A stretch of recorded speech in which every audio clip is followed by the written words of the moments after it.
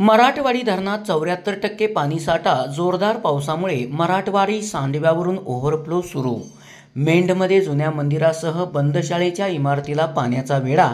नदीकाठच्या गावांना सतर्कतेचा इशारा. संततधार पावसामुळे मराठवाडी धरणाच्या सांडव्यावरून विसर्ग सुरू झाला आहे. 2.73 टीएमसी क्षमतेच्या धरणात सद्यस्थितीला 74% पाणीसाठा असून काही कारणास्तव यावर्षीही पूर्ण क्षमतेने पाणीसाठा करण्यात येणार नसल्याने धरणाचे सर्व दरवाजे खुले ठेवण्यात आले आहेत. दरम्यान विसर्ग सुरू असल्याने वांग नदीकाठच्या गावांना सतर्कतेचा इशारा देण्यात आला आहे.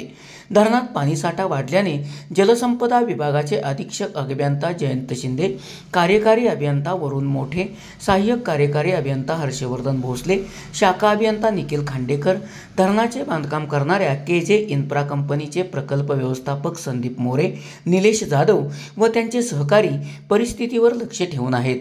नदीची पाणी पातळी वाढल्याने नागरिकांनी नदीपात्रात प्रवेश करू नये. पुलावरून पाणी वाहत असताना पूल ओलांडू नये असे आवाहन पाटबंधारे विभागाच्या वतीने करण्यात आले आहे.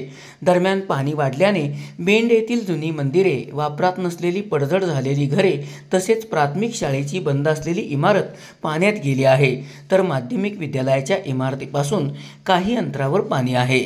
SP ओरिजिनेटिव्हसाठी सुनील परीट, कराड.